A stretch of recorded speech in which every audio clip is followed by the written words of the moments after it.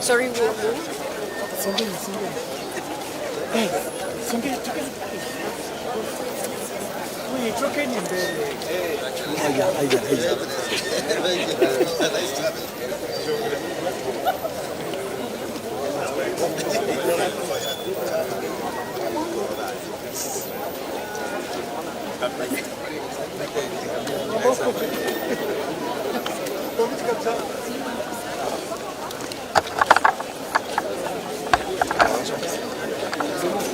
Lari, niaje?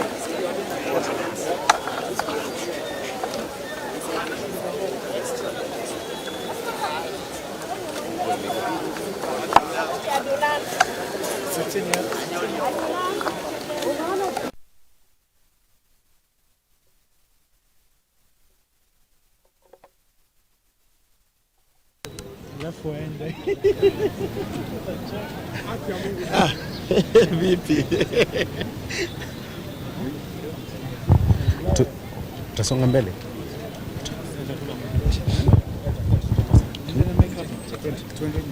Songa mbele.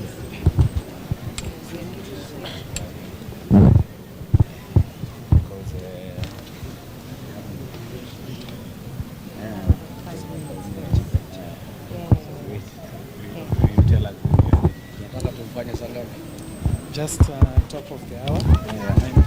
9 o'clock.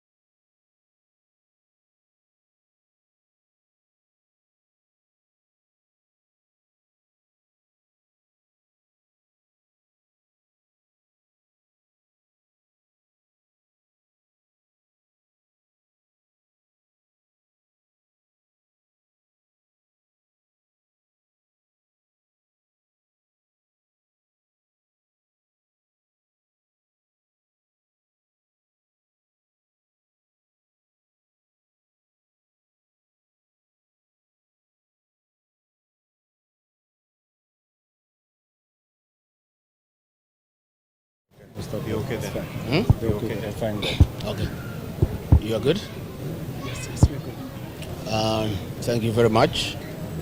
I have, on the request of Kenyans, decided to say one or two things as to what is happening in the country before I depart for London, where I'm scheduled to have some meetings. And as I leave, I do share the pain of Kenyans.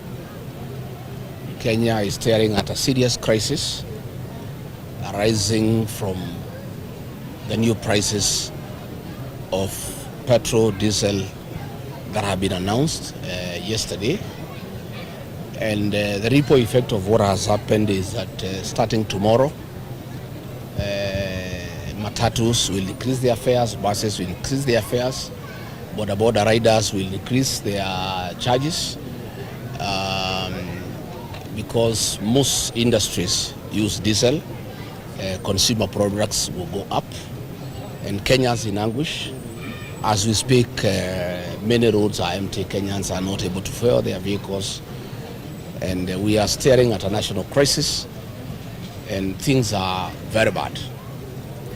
And what we must tell the people of Kenya, the crisis that we face of increased prices for fuel has nothing to do with international challenges. It has nothing to do with the war in Iran. It has nothing to do with increased oil prices in the world. As I said the last time I talked about fuel, the crisis that we face is one of state capture and conflict of interest, where President William Ruto and Gulf Energy are the ones doing the business of fuel importation, and they have topped up too much profit to fleece the people of Kenya. The challenge that we face today has nothing to do with international prices, because when you look at the neighboring East African countries who are importing oil from the same source in the Middle East, their prices are down. Why the prices here are up is because President William Ruto, his business partners, Gulf Energy, are taking too much profit to fleece the people of Kenya.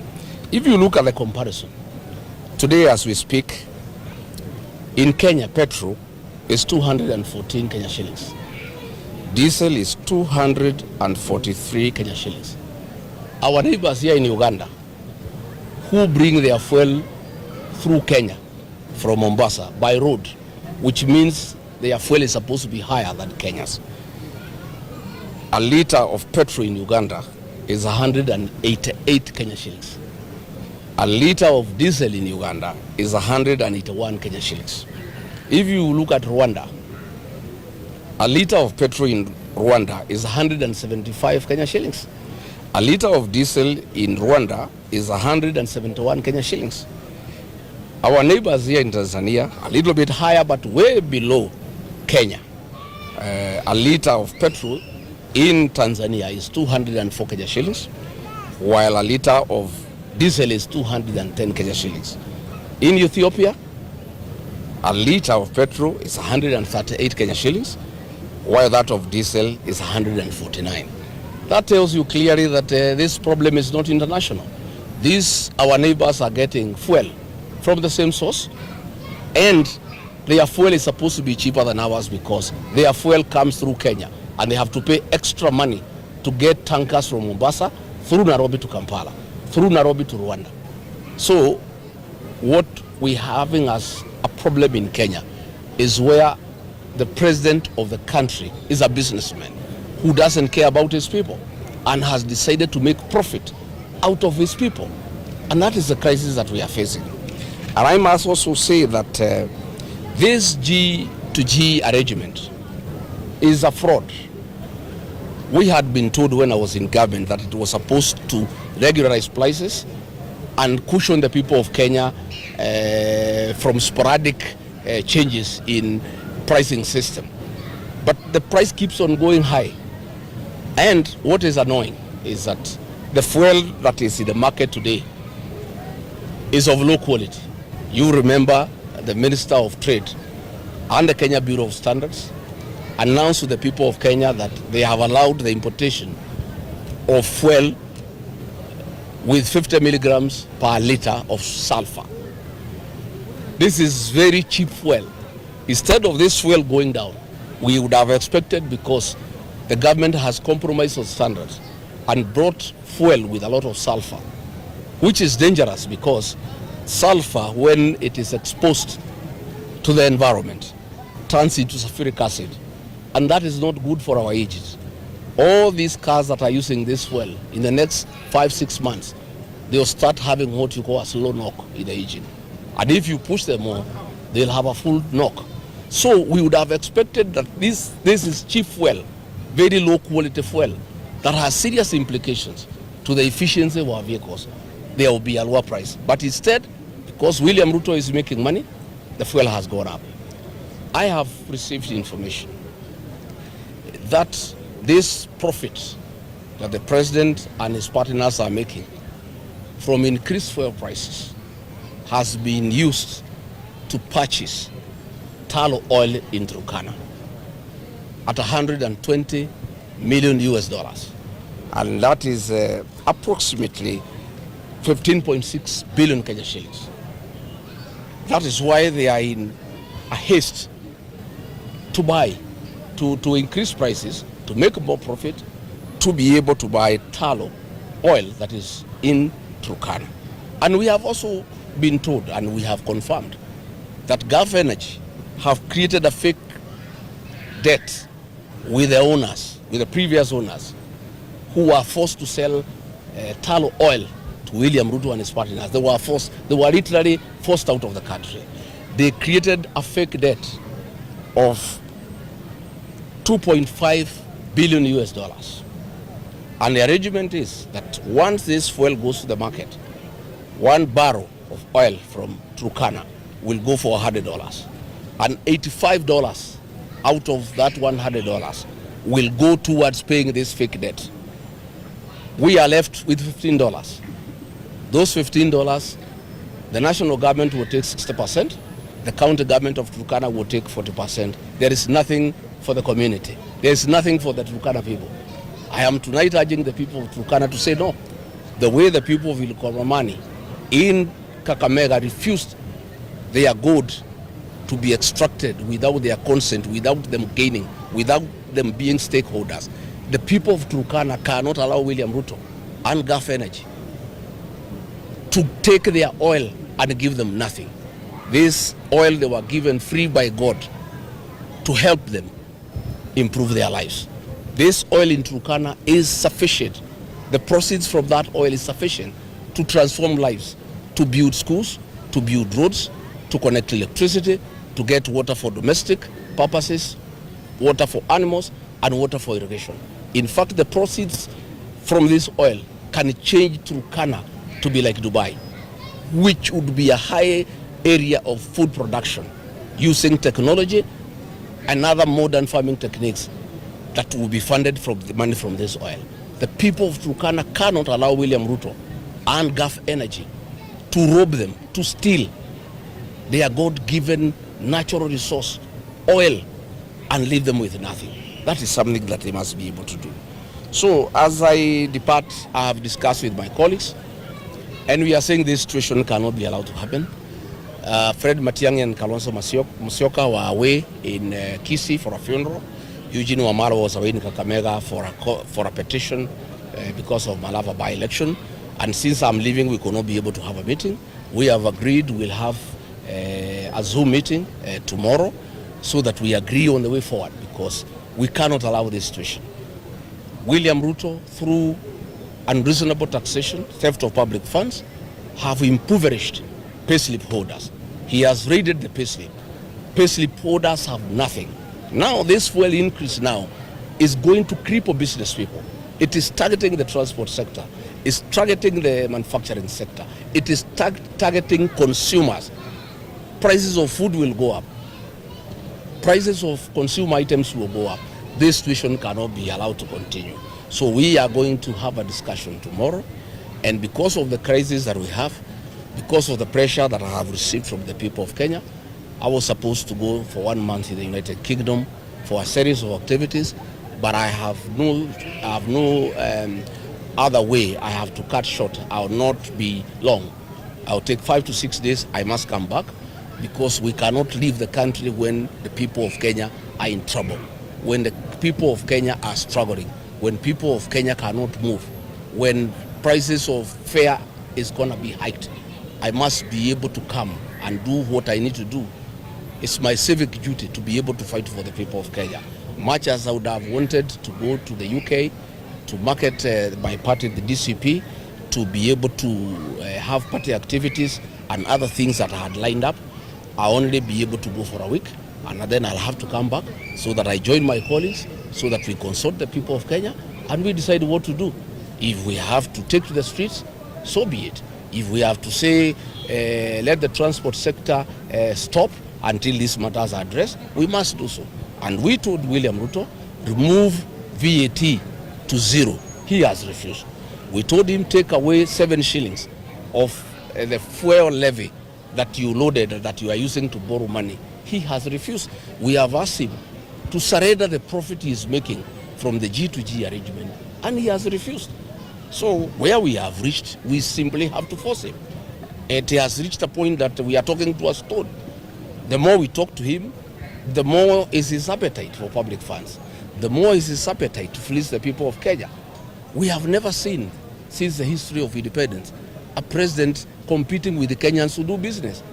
This is a president who has taken over all sectors: insurance, banking, hospitality, banking, matatu industry, fuel. He is in every business, and businessmen are suffering because he has a very serious advantage, because he is in charge of policy, and he is making policies that are giving him an advantage to compete with the other people of Kenya. So this is very sad, and that is what I wanted to say. And finally, we want to take this opportunity on behalf of the people of Kenya, apologize to the delegates who came to the France-Africa Summit because of the humiliation and the mistreatment they found at KICC, where very, very serious people, like the CEO of Total, was humiliated and embarrassed. You know, a CEO having a company that has 3, 4, 5 times Kenya's GDP was embarrassed at KICC. And government had not made any arrangements. There is no protocol, there is nothing. So our country is embarrassed internationally. And you know what is happening, why we have a big problem with the protocol. When President William took over, there were very serious protocol officers who have a lot of experience, who were working under President Uhuru Kenyatta. And he had a problem with them simply because of where they come from. And he removed them. And there is no problem by removing people you are uncomfortable with, but you replace them with professionals. Instead of replacing them with professionals, the chief government receptionist was a waiter who used to serve us with tea, called Chebet, when he was deputy president. She is the chief government receptionist, a waiter who was serving us tea at the current residence. She is called Chebet, from his community, and she's a relative. That is why the whole protocol is in shambles. We are so embarrassed as a country. How do you get a tea girl and tell her she's the chief government receptionist to be in charge of protocol for the government? That is the crisis that we face as a country, and we are very embarrassed. So we like to ask the CEO of Total, please accept our apologies as a country. The people of Kenya have, did not intend to embarrass you, to humiliate you. It's simply that we have a dysfunctional government that has brought relatives and tribesmen to be in charge of dockets where they have no capacity. That is the crisis that we face as a country. Thank you very much. Thank you. And just one more question, Party Leader. The last time, the first fuel hike, I remember at SKM Center, the United Opposition gave a 7-year ultimatum, and then it was followed up by a consultative meeting. But Kenyans were in high spirits that the United Opposition will take a very firm stand. Yes. A section of Kenyans took to the streets, and some of them complained that they were abandoned by the United Opposition, which called the protests. What will happen this time? Thank you very much. First, we did not call Kenyans to go to the street. Those who went to the streets went on their own volition. And we are a responsible alternative government. we don't want to do going to the streets the way Raila used to do. The late Right Honorable Raila Odinga would call protests. 2-3 days, he would sit down with the government, and they are called off, and he is absorbed into government. And life goes on. We are very conscious that we don't want to call people to the streets in futility. What we want and what we are planning is that when we call people to the streets, there must be fruits. There must be fruitation. When we go to the streets, we will not come back until the demands are met. And we did agree as a United Alternative Government that it was not just about fuel. We have so many other issues. The dignity of the peasant, the unavoidable housing, the use of pension funds to build roads, the extrajudicial killing, the abductions, voter bribery, the issue of IBC. So we did agree that we want to harness all the issues that are a concern to the people of Kenya, so that when we call for mass action, it will not be done in a day or two and then we go back. It will be done for a week, for 2 weeks, for 3 weeks, for 4 weeks, for as long as it takes until the demands are met. We were also persuaded that we needed also to engage with the other stakeholders, the agencies and the civil society. And the agencies were telling us, if we could wait a little bit, we harmonize the mass action to coincide with the anniversary of the agency on the June 25th. And from the way I can see, unless things really get out of hand, I think that is the best route to take, so that we harmonize all the issues that Kenyans have a problem with. We get all the stakeholders, the agencies included, who are actually very effective and with a proven track record of succeeding in terms of mass action, and we get the alternative government, the agencies, and all Kenyans of goodwill together. But in view of what has happened, in view of the hardships Kenyans are facing out of these fuel hikes, I think when we have a Zoom meeting tomorrow, we may have to review that position, and then we inform the people of Kenya. But we did not want to take the people of Kenya to the streets the way it has been done before. People are killed, people are maimed, property is destroyed, then we go and sit with Ruto and negotiate for positions in government. I think people have been very unfair to the people of Kenya. I don't think I can ever be party to such a kind of an arrangement where we take people to the streets so that we can ask the government to absorb us in government. We are not interested. When we do call for mass action, it must have an end game. Where does it end? It must end where the government gives in to the demands that we're gonna lay before it on behalf of the people of Kenya. Thank you. Asante sana. Thank you. Two quick questions. The first one, I'm Stanley Nyarigita, TV47. The first one, in a previous speech, you said that you should okay meeting partners as well as friends, just to mobilize for the party. Can you tell us who you might be and who you're going to be meeting? The second one. But if I announce it here, my opponents will know, and then they'll start circumventing what I'm trying to do. You can't tell people who you are partners, who are your friends. That I can't. Okay, the second one, following the recent by-elections on DCP's results, what is your take? Well, DCP is a party of the moment, a party of the future. We raided Ruto's perceived bedroom, the Kipsigis nation. I saw the senator of Nandi saying we cannot even get 10-15%. We were there. We gave William Ruto a run for his money. His perceived stronghold. DCP landed there authoritatively and caused a storm. Our candidate got nearly 11,000 votes. That is no mean feat. This is a new party. It's 1 year old today. UDA has been there for 5 years. It's the government in power. And you can see the party of UDA is on decline. DCP is on the ascendancy.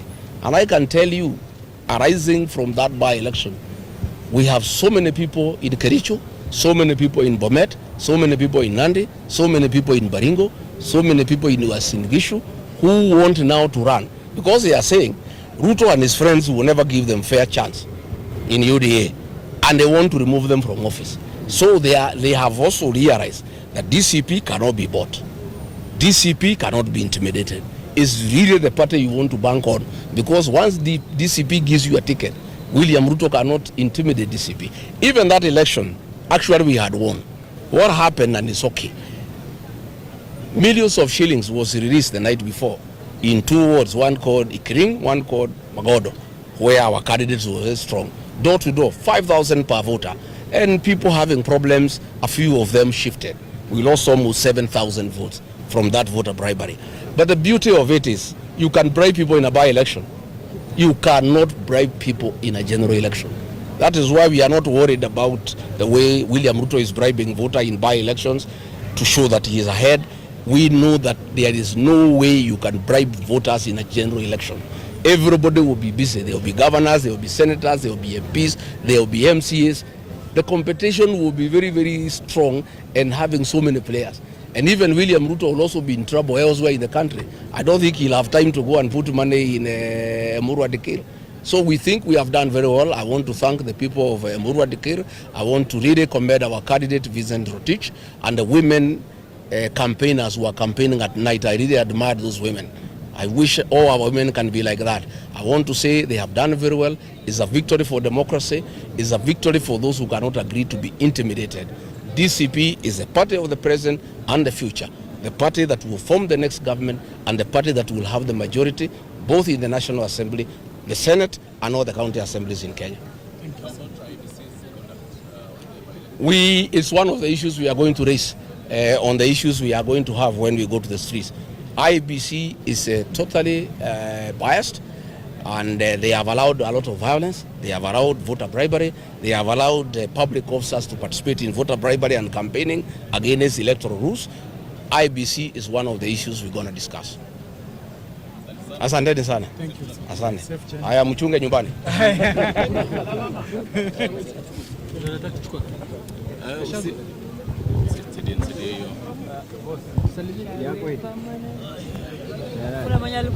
Kuna mtu alinipatia akapotea. Nitaenda na mic bwana. Ndio mzee.